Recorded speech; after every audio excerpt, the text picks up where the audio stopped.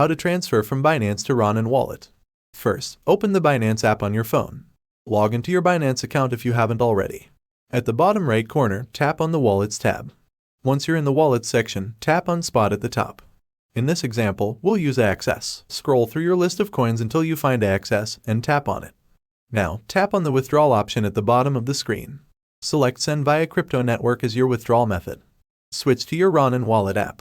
In your Ronin Wallet, find your wallet address and tap on Copy next to it.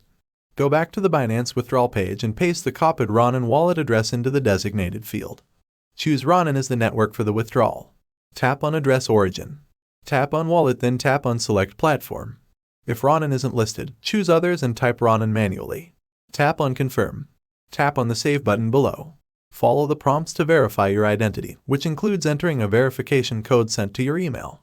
Double-check all the details, especially the Ronin wallet address, then click on Withdraw to confirm the transfer. Wait for the transaction to process. This might take a bit of time. Once the transfer is complete, check your Ronin wallet to confirm that your XS tokens have been successfully transferred.